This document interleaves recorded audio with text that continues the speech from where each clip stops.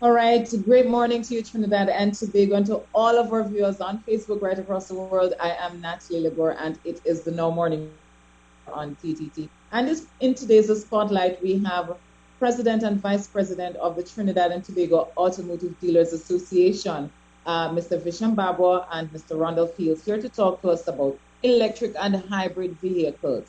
We had the concessions on the hybrid vehicles, and they were taken away, and now we're hearing of taking a note to cabinet to get concessions on electric vehicles.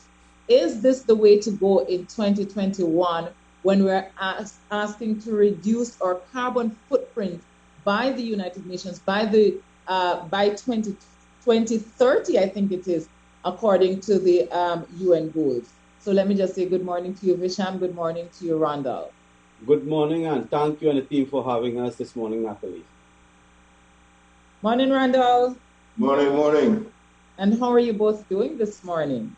Very well this morning, and very happy to be on your show. So I see you looking bright as well. Oh, yes. Yellow is my favorite color these days. All right, Randall, since you're on my screen, let me start with you. So once again, we're here. We have another budget presentation coming up.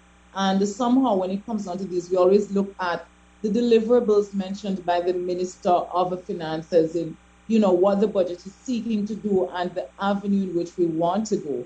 And one of those things that we got over the years was looking at hybrid vehicles and just how they can help, to reduce the carbon footprint.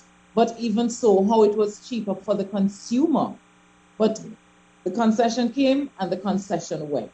So what does TTADA has to say at this time to the minister with another budget presentation coming up regarding these classification of vehicles?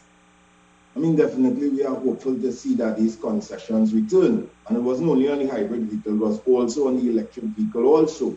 This is something that you would know TADA had lobbied for since 2013 under the past administration, under the past Minister of Energy, under the past Minister of Trade and Finance. So we are kind of surprised now to see, after we fought so diligently and vigilantly last year to have those concessions reinstated after the expiration of the sunset clause, that now all of a sudden there's now this urgency when it comes to electric more so. So I mean, however, we are still glad to see it, and we are hopeful that they are now going to reintroduce concessions, and not only reintroduce concessions, and when the minister goes to the cabinet, he also suggests that government get behind it and put the relevant infrastructural support, put the relevant support when it comes to advertising, when it comes to sensitization of the public. Because it's not just concessions aren't just going to work.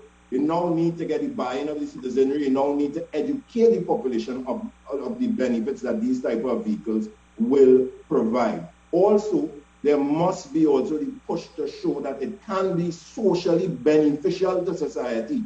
And we tried to show them this 8 years ago by suggesting that we would offer a hybrid electric car. We would have donated it from TADA to teach the youth at NASC and MyLab and MyPath and CCC, so that now today, had they listened, we may have very well had a team of young technicians in hybrid and electric that we could have been exporting across the CARICOM. So we are hopeful to see these things introduced.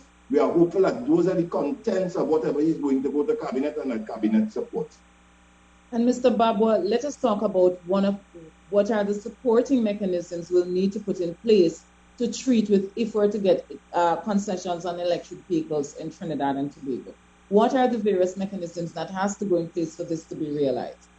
Natalie, on the last exemption that we were given, it was given, but at the point where it was taken back, no consultation had taken place. So this is why maybe the ministers did not have the proper information to continue with those exemptions. But now it's a new era again, and I'm extremely happy, as Rondell had mentioned, because this is something that personally I started, and together with Rondell, and we fought for literally 10 years. We got it and it was taken back, and I'm happy to know that now Trinidad and Tobago could be on the map again, because we were leading in this technology in 2012 when we started to import these vehicles without any government support. In terms of education, in terms of technical training and everything. It was the foreign used car dealers had to do this on their own. So at this point in time, and at this session that we have coming up now, this new rollout, I should say, I would hope that the government consider everything, because an electric car needs support from the state. Throughout the world, you will realize that states support this move, because you need to get the price of the car down, because the manufacturing cost of an electric car is much more, maybe double or triple the price of a conventional internal combustion engine vehicle. And in order to get the price down, you need government support by reduction or removal of taxes. And you also need supporting network with the electrification of the grid. This is setting up charging points at different points in the country. You want to put charging point where everybody would have access to it. You don't want to just focus on the city, because if you are decarbonizing, you need to decarbonize the entire country. So you need to have this. So a mandate should go out to certain businesses and certain public spaces, for example, malls, hospitals.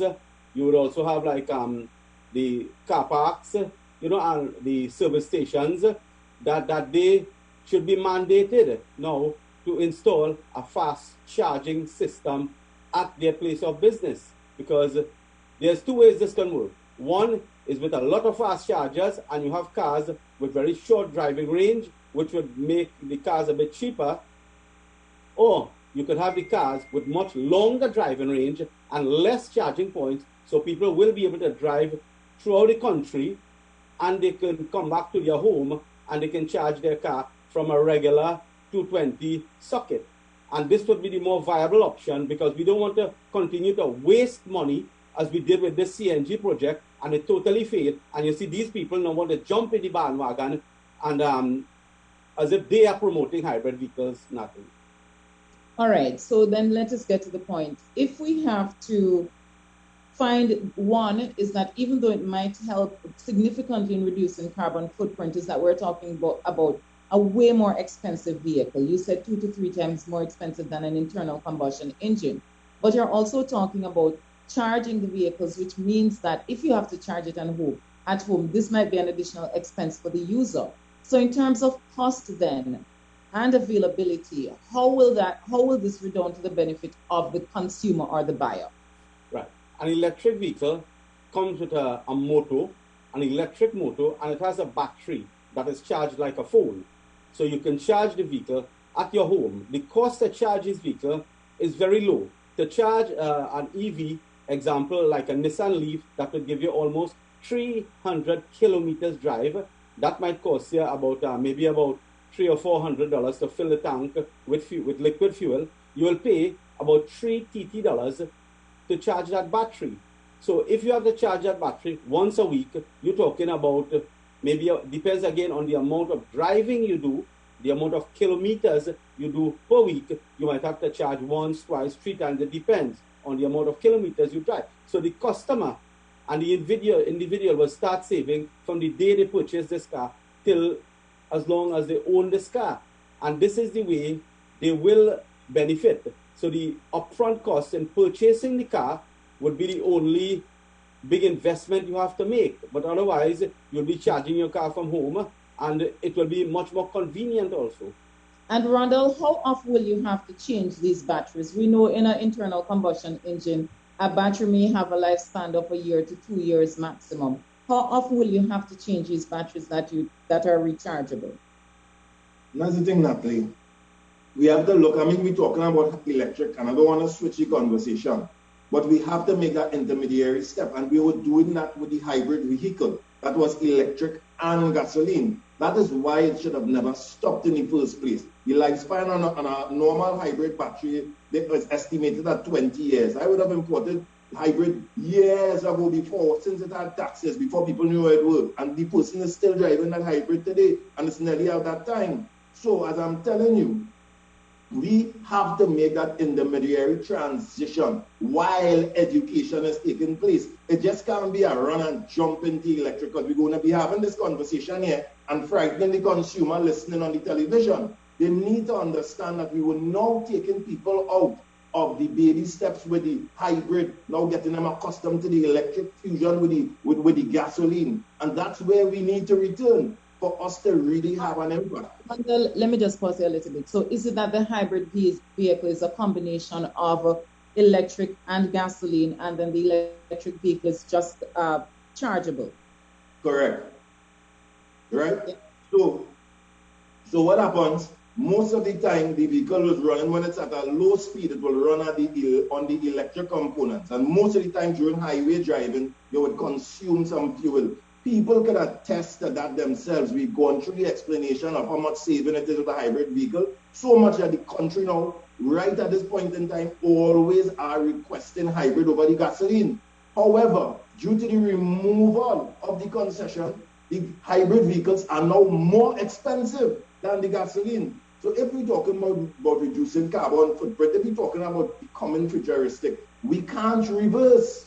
And the thing is this, Natalie, the CNG is something that we invested heavily in. The CNG is something that 7 and 8 years ago, Mr. Babu and myself said it would not work, said people would not go that direction. People are becoming more futuristic. People are becoming more travel. People are becoming more trendy.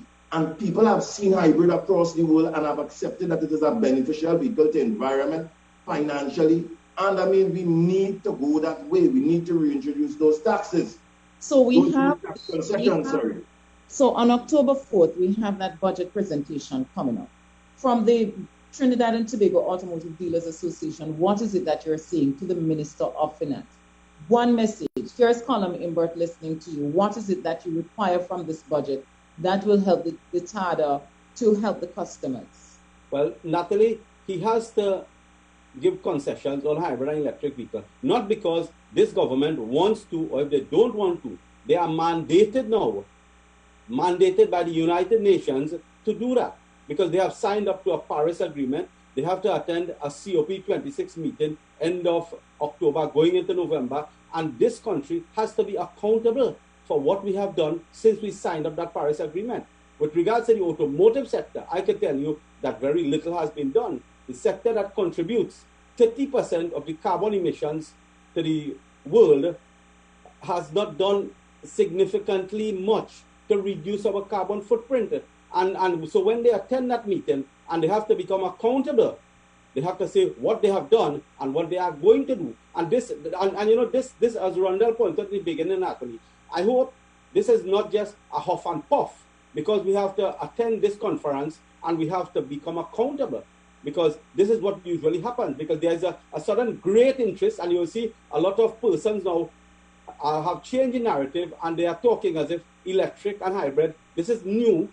They are making it sound as if this is new, but this is not new. We have been here over 10 years advocated. We have sold the cars. We are currently selling the cars, but we have not been getting the full support of the government as they have been giving to the CNG failed project when no one has been held accountable, spent billions of dollars, and they still continue to do so. With the hybrid and electric vehicles, they don't have to spend any large sums of money. So I am telling the finance minister today, you could listen to Barbara Fields, or you could not listen to us as you have done in the past, but you will have to become accountable to the international community. Yeah, but the international community cannot dictate the laws of Trinidad and Tobago on what concessions and policies the government put in place. It can hold it accountable for reducing its carbon footprint. And I think the government may be able to find other ways to do so, through energy resources. There are no way, if you look at all the manufacturers in the world, the automotive manufacturers, they have stated their clear intentions and they have set timelines that by 2025 and 2030, they will totally stop selling internal combustion engines. And if they have said that, it means they have been mandated by the United Nations to do this also. So if they have been mandated, then if you have signed an agreement, you cannot renege on that. You have to become accountable. This is not Natalie and Papa you have been accountable to. We just have a minute left, and I know that you all mentioned, spoke about the reduction in quota, and it's something that you all wanted to deal with. So with the reduction in quota for used cars, we see that people are unable to import as many cars as they used to. But you have a contention in that with the new cars is that those dealerships have not seen their quota implemented. Good. I'm glad you brought it up, Natalie. I was trying to squeeze that in between you and Mr. Babu there.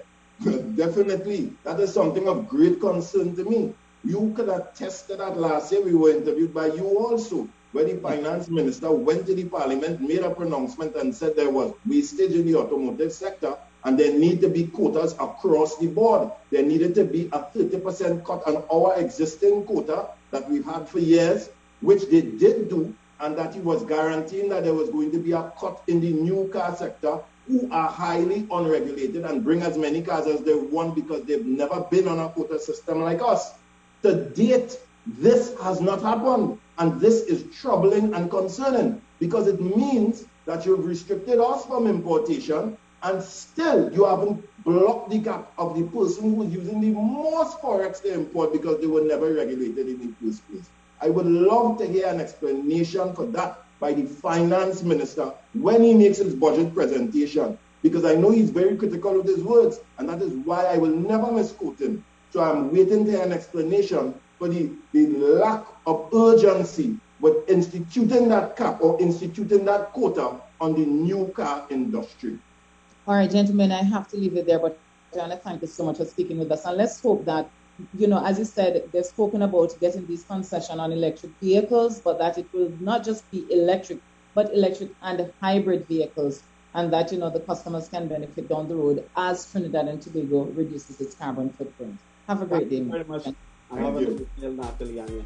Rondell Fields and Christian Barber there from the Trinidad and Tobago Automotive Dealers Association speaking to us. Take a break and we'll be back with you.